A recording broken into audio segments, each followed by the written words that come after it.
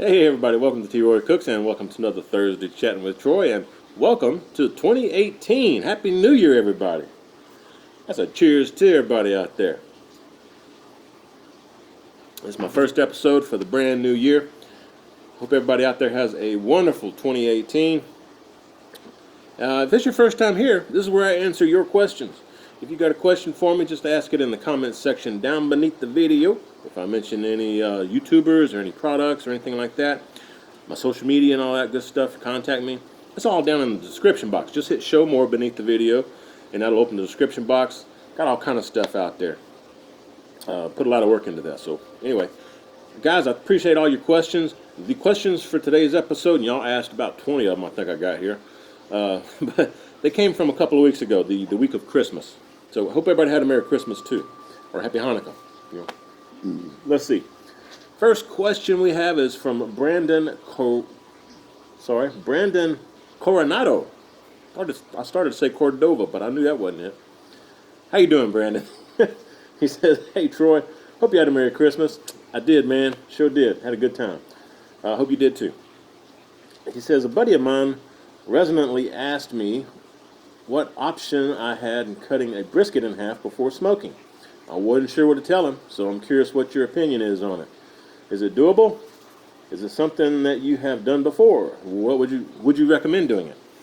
Yeah, brisket, you know what? We can find brisket here that the butchers have already cut in half, because sometimes you just want to use the flat, sometimes you just want to use the point. But definitely, you can separate the flat from the point, or you can just cut directly down the middle of the brisket so that you've got part flat and point on one side and part flat and point on the other side too. However you want to do it.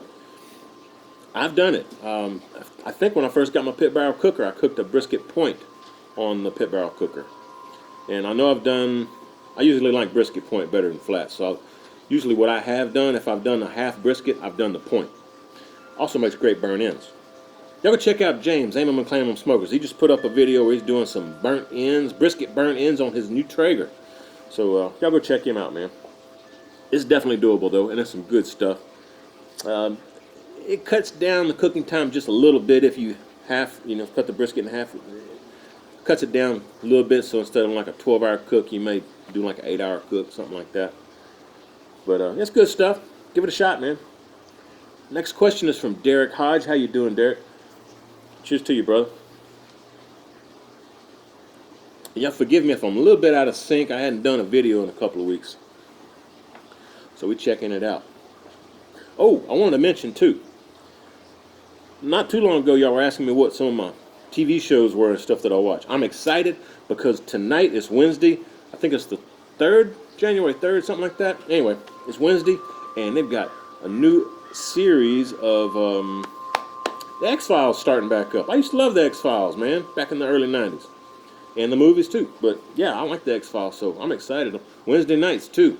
That's pretty cool. I usually have a little free time on Wednesday evenings to, just chillax and hang out, catch up on stuff. So anyway, just want to throw that out there. It's on Fox if y'all are interested.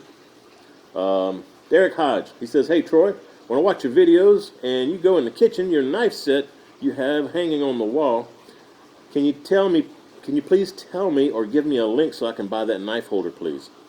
Yeah, Derek, it's a magnetic holder. Actually, I got it from Sur La Table here in Austin, but they do sell them on Amazon, and I'll make sure that if you click the Amazon store link for me down in the description box, just hit show more, my Amazon store down there, click that link, it'll take you to my store. You'll see those magnetic strips. I think I don't have a wooden one with magnets in it, but it looks like wood. I put one of those out there, and also just a metal one, in case you're wanting a metal one. I wasn't sure which one you wanted, so I'll hook you up. Just go ahead and check out my Amazon store, or go to Sur La Table if you got a Sur La Table local.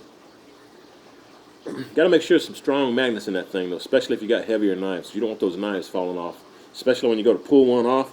If it's not a strong magnet, those other knives could fall and cut you, slice your finger or something, or your hand. Not good. Great question, though. Appreciate it.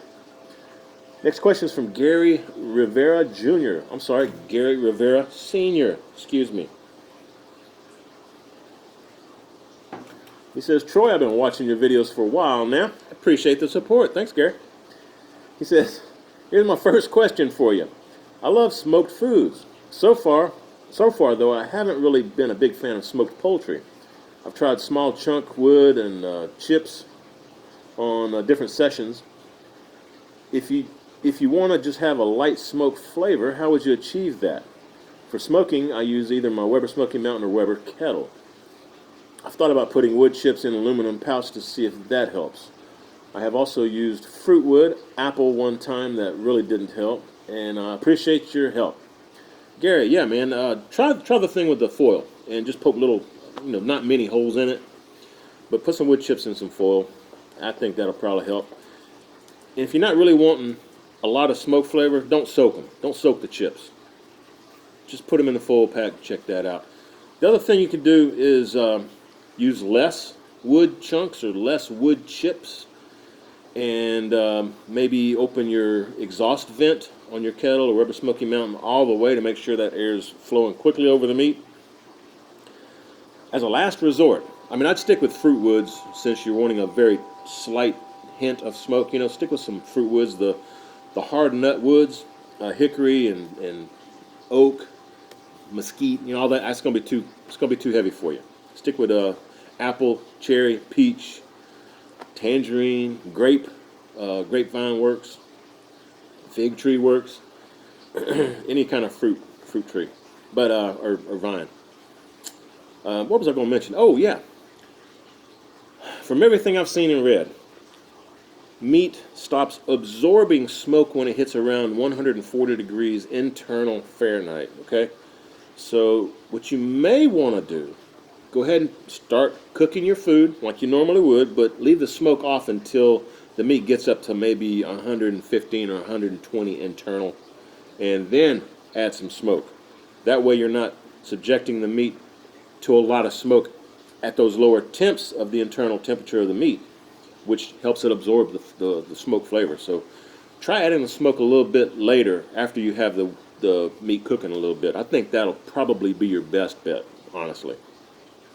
But I hope that helps. It was a fantastic question. I hadn't had that one before, so cheers to you, Gary. Thanks, man. Happy New Year. Guys, if any of you got any more suggestions on that, go ahead and put it in the comment section down below. This was Gary Rivera Sr. So y'all show him some love if you got some experience with that and have the same issues. Next question we have is from Junior HN Hemp. I'm sure that stands for something. Anyway, all right, Junior, we just call you Junior. He says, Jambalaya, with or without oysters? He says, I got to have them. You're great at this YouTube business, and so is Justin. Yeah, Baby Back Maniac, man. Love Justin, man. He says, don't you dare stop doing these. I appreciate it. Thank you very much. Oysters, huh? No. For me, no. I don't do oysters. I tried oysters fresh, raw.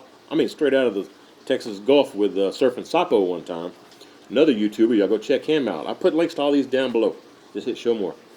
But yeah, man, Sapo took me on a tour around the Corpus Christi area, right there on the beach, and we got us some fresh shucked oysters. I ate it, but I'd rather have them fried myself. That's just my 2 cents. Great question, though. Thanks, man. Appreciate it. Next question is from Christopher Salas. How you doing, Chris? It says, Senor Troy, what's the best way to clean your Weber Kettle? Thanks. You clean it just like an oven, man. I wouldn't spray any harsh chemicals inside it, or on your grill grate for that matter. Just heat it up. Heat it up to like 450, 500 degrees, and let it sit there and just heat for about an hour, okay? That'll bake off anything you got. It's like doing a cleaning of your oven in your house, okay? And that's the same thing you do on your Kamado Joe, all right? It's still going to have some residue on the grill grate and stuff. You may need to get a blower and kind of blow that after the heat gets to that barbecue sauce and all the sugars and stuff and extra charcoal that's left in there. All that stuff's going to be like dust. So you may need to dump it upside down and then just blow it out real quick with some kind of a hair dryer or something, or a bristle type brush. You know, like the old style broom brushes, you know, the little handheld ones, just brush it in there and, you know, get all that stuff out of there. But that's what I do. As far as the grill grate, I just scrub it down with a good bristle brush and then coat it again with some oil. I don't really think you need to recoat the inside of your Weber Kettle. It should be still seasoned even though you've heated it up that much. So hope that helps, man. Appreciate the question. Next question we got. Oh, it's my buddy Darren, the Gucci pilot. How you doing, Darren? I got to always do a cheers to you, brother. I just remembered. Darren, I have not done that sausage for you, man. I'm telling you, got to remind me, dude. Seriously. I got a lot going on these days, man, but I will do it. In fact, I think I'll tell you what. Holidays are over now. Before I start any new endeavors, I'm going to make it a point to do some sausage for you using my Thunderbird grinder. But, yeah, we're going to do that, man. What kind of question you got for me, Darren? He says, yo, T-Roy, Merry Christmas, Happy New Year. Yep, same to you. Appreciate it, Darren. He says, how about fried green maters and fried okra? You ever done those? I've done fried okra. Karen loves fried okra, and so do I. Fried green tomatoes I have not done. Need to try that. I mean, I've had them. They taste good. I just haven't done them myself. And that's both of those are nice southern style dishes down here, man. A lot of times you have them as appetizers, though. You know, like if you get fried catfish or something instead of French fries, you can get some fried okra or fried green tomatoes on the side. So good stuff. Along with hush puppies. Happy New Year, Darren. Appreciate the question, man. Next question. Oh, it's another YouTuber, The Meat Stall. Y'all go check him out. He says, boy, look-a here. T-Roy, outstanding video as usual. Thanks, man. Appreciate that. He says, I truly enjoy your channel, brother. I try to think outside the box when it comes to doing videos on YouTube. It seems like every time I think that I've come up with something new, it's already been done. What's the most unusual thing that you've done on the barbecue? Yeah, it's like the world goes in cycles, man. Nothing's new under the sun. Everything has been done, once at least. And on YouTube, pretty much the same thing. One of the strangest things I ever cooked, and I think I did it on my Kamado Joe, was some beef cheeks. I'll tell you what, though, man, beef cheeks, if you cook them right, that is some super tender beef. You shred it up and put it with some corn tortillas and a little salsa and stuff, make some tacos out of it. Woo, boy, that was good. Another strange thing that I've done, I barbecued some rabbit on my Yoder Wichita, I believe. Yeah. Pretty sure I did it on Yoder Wichita. Anyway, barbecued rabbit. Had barbecue sauce on it and everything. I smoked it. It was good, too. Good stuff. But, yeah, man, it's fun experimenting, doing different things. In fact, this evening I'm doing a chicken tortilla soup, and I'm kind of experimenting with it. And if it turns out right, I'll go ahead and maybe shoot that video and upload it for you guys for next week or something. But it's still pretty chilly out here. I apologize all you guys that are getting just frigid cold weather. I mean, like in the zeros and negative digits Fahrenheit. I mean, it's about 45 here down in Austin right now. Today's the first day we've had, in the last week or so, at least since the new year. It's the first day we've actually got above freezing down here. So it's and we got a light dusting of snow the other night too. Didn't stick or anything. It just But anyway, enough of that. Y'all stay warm out there, guys. Appreciate it, man. Snuggle with your lady friends or your wives. Let's see what you got for me here. Did I answer meat stalls? Yeah, I did. I answered meat stalls. Let's move on. Let's see if I can scroll down a little bit here. Next question is McLean Jones. How you doing, McLean? I hadn't heard your name before, man. Cheers to you. He says, cheers, T-Roy. I get less of a smoke ring when using my DigiQ with the Pit Viper on my Weber Smoky Mountain 22-inch. Have you noticed less of a smoke ring when you use yours with the DigiQ? Does the smoke get pushed out too fast? Do I need more wood? I use 4 or 5 chunks. Cheers, brother. Yeah, cheers to you. Appreciate that, man. That's a good question. I've never used any of the... I've got a barbecue guru, actually, and the DigiQ thing. I think I've got the Pit Viper as well, but I bought it for my offset. I really don't use it. I honestly don't. I got the long 12-foot probe cables, and neither one of those cables are accurate when I compare them to, say, the ThermoWorks smoke or anything like that. They're a good 10-15 degrees off, man. So that could be the length of the cables. I don't know. Could just be the probes. Heck, I don't know. As far as the Pit Viper, though, I don't use it on my offset because it blows ash all up into the pit. I've never hooked it up to my Weber Smoky Mountain, but I have hooked it up to my Kamado Joe, and it does work well with the Kamado Joe. But I would think both the Weber Smoky Mountain and Kamado Joe are so efficient. Once they reach cooking temps, you really don't have to use that thing a whole lot. That's one reason I've never really used it on either of those smokers. Yeah, would you say that you're getting not enough smoke ring? Is that what it was? Let me see. Getting less of a smoke ring. Yeah, you need to maybe. I know on the Pit Viper, the blower, it's got a little slide thing on there where the air shoots out. Slide that and close it down a little bit. That way you're not putting so much air through over your charcoal. Okay, and that'll help slow things down. And make sure that your the top vent is closed down a little bit. If it's pushing air out too fast, you need to slow that air down one way or the other, either from the Pit Viper or closing down that upper vent on the lid to let that smoke accumulate in around the meat and just let it linger around the meat and kiss it for a little while longer before it goes out. That's what I would do. So I hope that helps. I guess I need to use my DigiQ and stuff a little bit more. I really don't have a use for it though. Anyway, that's beside the point. Yeah, adjust the airflow going through your pit, and that'll slow the air down. That'll get more smoke lingering on your meat. You'll be good to go, I think, man.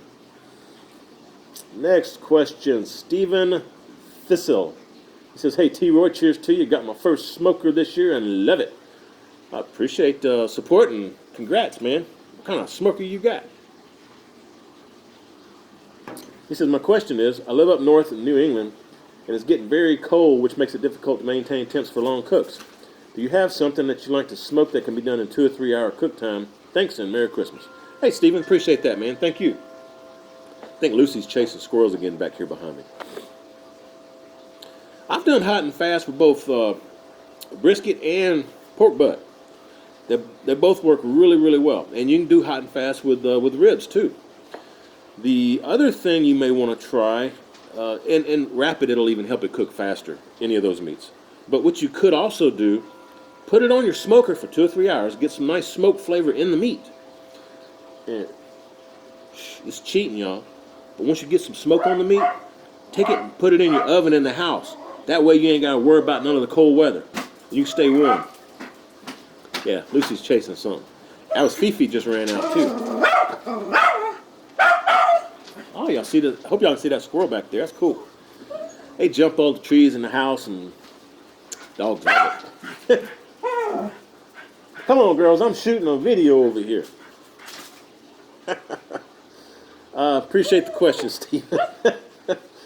Next question is from Shad Mejean, or Megine, however you want to pronounce it. In Louisiana, we say Jean, like Jean. That's Jean. Anyways, he says, "T-Roy, I got a question for you, man. I'm getting ready to smoke my first brisket. Would it be better to add the rub the night before and let it sit in the fridge? Love the videos. Keep them coming." Hey, Shad, appreciate the support, and brisket's a good thing, man. But, you know, I've never coated a brisket down and left it in the fridge with some rub on it overnight. It's just not my style. I don't do that. It would work if you did it, but try to use a low sodium rub or no salt at all in your rub, because that salt's going to, like, penetrate that meat overnight. And I think it'll take away from the flavor of the beef itself if it's too salty. But I could be wrong. A lot of you guys out there, y'all do put some rubs on the meat before you cook it and let it, you know, kind of marinate in the fridge overnight with a dry rub on it. So feel free to put some comments down there. How's that work out for you guys? What kind of rubs do you use? That kind of thing. Help old Shad out over here. Just it's shad Mejon, Mejean, shad Shad. So just put plus shad Mejon. Put your comment down there. Help the boy out. But I haven't done it. I always just put my rub on while my pit's coming up to temp and let the meat come up to room temp. So it's usually hour and a half, 2 hours that I let the rub sit on the meat before I put it on the pit. That's my normal go-to style anyway. But everybody's different. That's what makes cooking fun. Do it your own way. Do it your own way, your own style. It's fun. Just hanging out, having a good time, smelling that nice smoke aroma going in the air. Ooh, I love it. Love it, love it. Happy New Year to you, Shad. Thanks for the question, man. Next question is from Simon Guerrero. How you doing, Simon? It says, Troy, have you ever made boudin or boudin balls? Excuse me. I'm telling you, since I had that surgery on my esophagus a couple of years ago, man. Anyway. He says, I think a step-by-step video would be awesome. I'm going to give it a try soon. If you have a recipe, can you post it, please? I've never tried it, but it looks really good. Also, what is it, LSU or University of Texas? Hook 'em. You know what? Usually I watch both games because UT comes on at noon. LSU usually plays about 7 p.m. Eastern. So I can watch both games. I do follow both teams. But if I had my druthers, I'd say LSU. Go Tigers. There you go. Let's get to the boudin balls. I have never made boudin balls or boudin homemade. But I still have family down around Baton Rouge area and friends that live down there. And I've been putting out feelers for like a year now, trying to get somebody down there that still lives there to part with a good recipe for boudin, because I do love my boudin. I do. Boudin is good. If you're not familiar with boudin is, it's like a rice dressing inside of a sausage casing.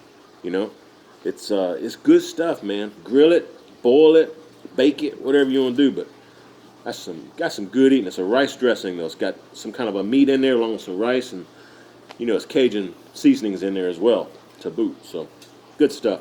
I'm gonna do, if I can find me a nice recipe, I'm gonna do some boudin. I love boudin balls, but I like boudin better than boudin balls myself. Just my personal opinion.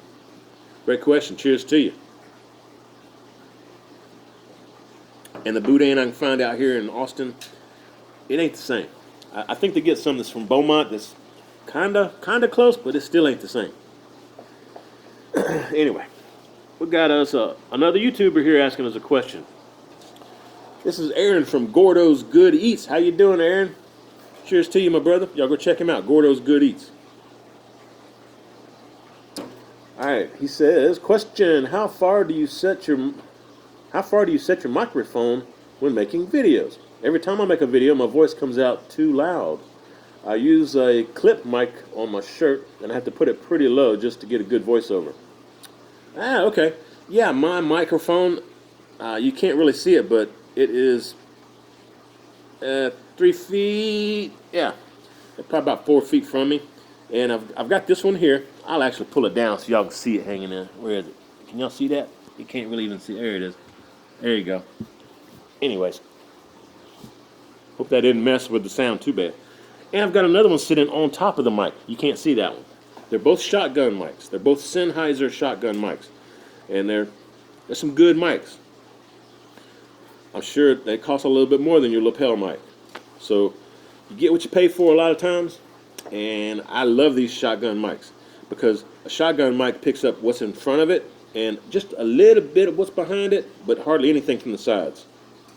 So like right now, right behind these mics is my pool fountain. You can probably hear it a little bit, but not too much. I can hear it pretty loud here.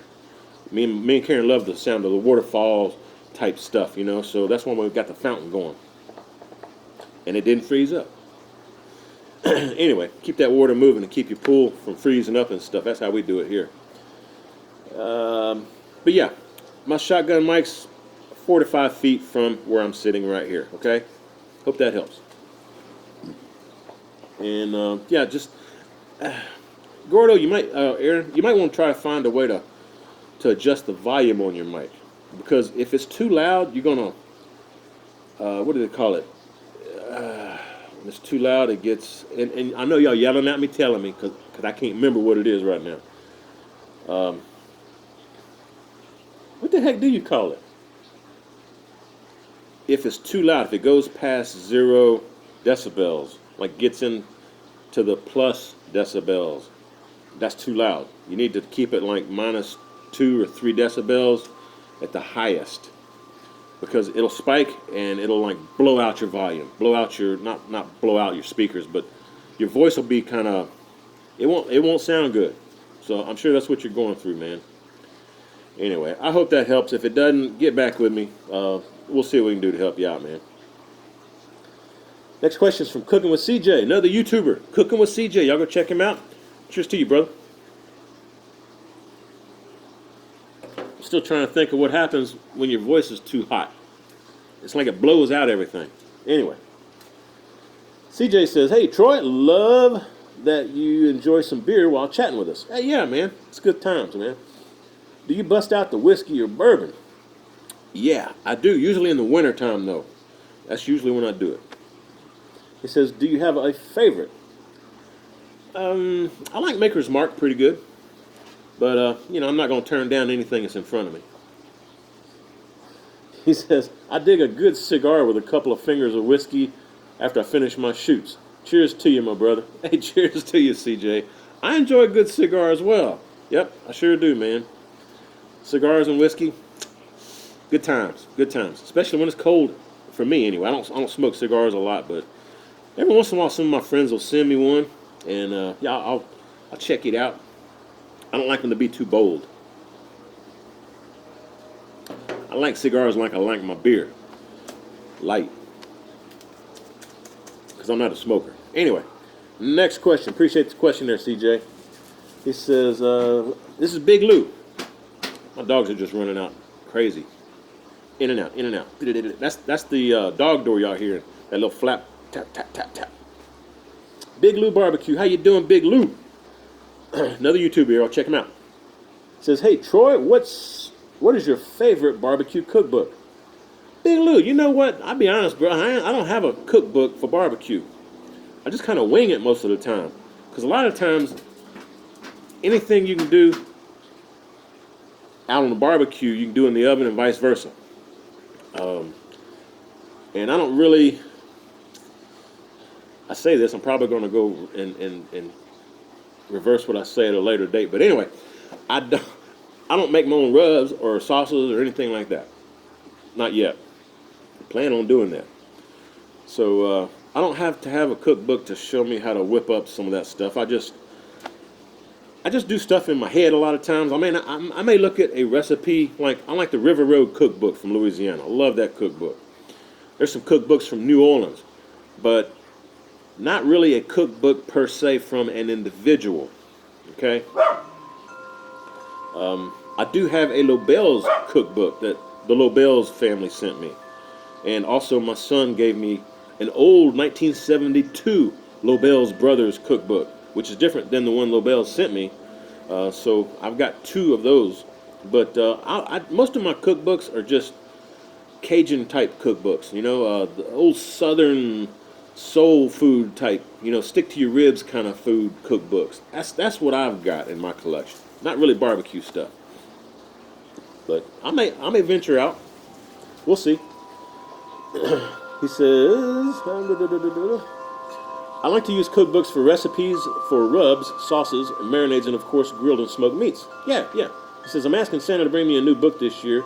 You probably won't get to the question before Christmas. However, if you would recommend a book that I don't have yet, I'm very likely to buy it. I respect your opinion. Thanks. By the way, cool Lodge cast iron hat. Yeah, man. My mom actually got me that cast iron Lodge hat. Where'd she get that? From Alabama, I think? I think so. Alabama or North Carolina. Anyway, Big Lou, cheers, brother. Can't think of a cookbook off the top of my head to point you to, man. Nope. Can't do it. Not for barbecue, anyway. I'm sorry, man. If y'all got some good suggestions, let Big Lou know. Big Lou, L-E-W. Next question is from Joe Melendez. How you doing, Joe? Cheers to you, my brother. Joe says, Troy, nice channel. I've learned so much. Appreciate that. Appreciate the support, man. Says, cheers from Southern California, dude. All right, there you go. Cheers to you, Joe. Says I'm graduating from a pellet smoker to a stick burner early next year so I can cook with some real wood. I have concerns with maintaining the coveted thin blue smoke. Can this be achieved by keeping the dampers wide open so that more oxygen is taken into maintain the cleaner burn? Yes, yeah. It all has to do with airflow. All right, if you've got too much airflow, you may not get enough smoke on your meat, but you'll get that clear smoke. You want a little thin blue smoke, which means your meat is getting caressed by smoke, okay? If you're getting billowing white smoke, that means your air is moving too slowly and your meat could taste bitter because it's getting overly smoked. It's a fine line, but adjust your intake, adjust your exhaust vents, play with your pit, just have fun with it. Make sure you don't overload it with wood and get it super hot. You know, once you have a nice bed of coals in your firebox, just add one log at a time, or you know, a one split at a time to try to maintain your cooking temps. You know, if you're trying to maintain 350, you may need a couple of splits. But if you're just cooking regular barbecue temps, usually one split will be enough. It's starting to get chilly. That wind's picking up.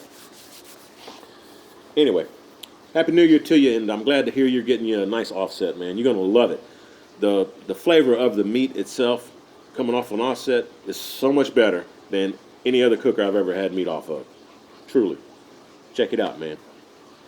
Let me scroll down a little bit more here.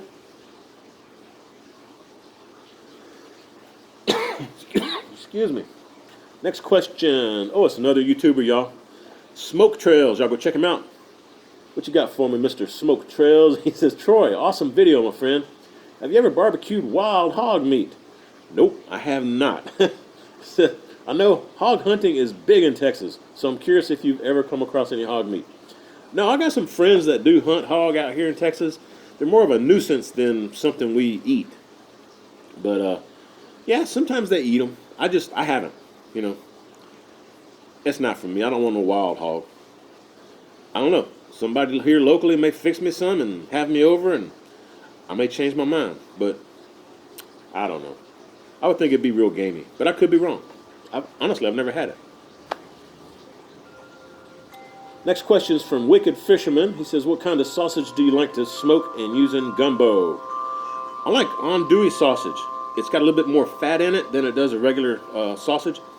And Karen doesn't care for andouille, so usually I also do some beef sausage for Karen in the gumbo. And it's I like the Elgin hot sausage from Myers Barbecue, whatever, Myers Meat Shop, Meat House. Anyway, Elgin sausage. It's good stuff. Elgin is about 30 miles east of where I'm at right now, from here in Austin. But good stuff, good stuff. And andouille sausage, that's a staple in Louisiana. Cheers to you. Appreciate the question. I want some gumbo now. Next one's from Suburban Barbecue. How you doing, Suburban Barbecue? It says, Troy, loved the ham video. Dude, that ham was jamming. I cured the ham myself if y'all didn't see that video, man. That's some good stuff. Yep, good stuff, man. It says, what pot did you use for the brine? I love the handles on that. Jim in Houston. Oh, Jim, how you doing, man? Hey, cheers to you, Jim. Tell you what.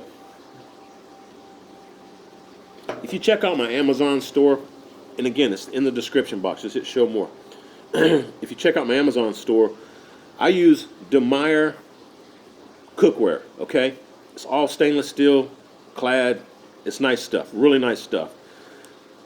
I'm pretty sure that's what I used for the brine. If I didn't, I used some of my Le Creuset.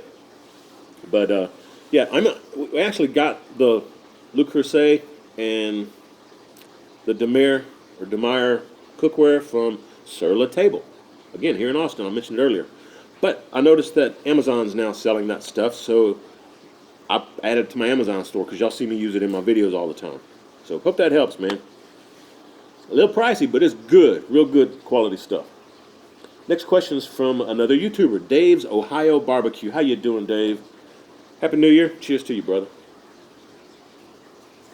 I'm really getting cold out here, y'all. Says, Troy, great video as usual. in a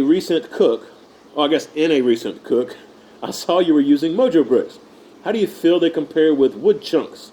Is there any certain variety or blend of MojoBricks you prefer? Cheers, Dave. Yeah, cheers again to you, Dave. Appreciate the support, man. Man, the MojoBricks are awesome. I think they last longer than the wood chunks, to be honest with you. They have a really good burn time on them. And they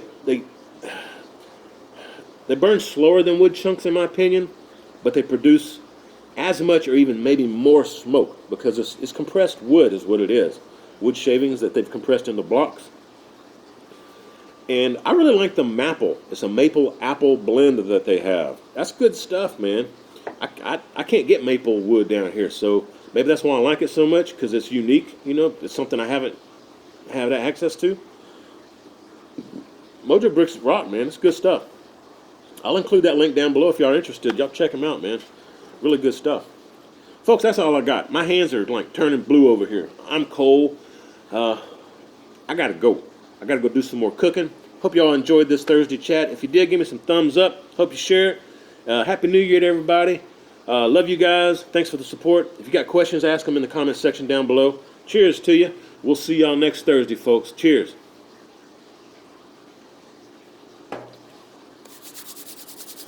Be sure and tell all your friends, T-Roy cooks responsibly.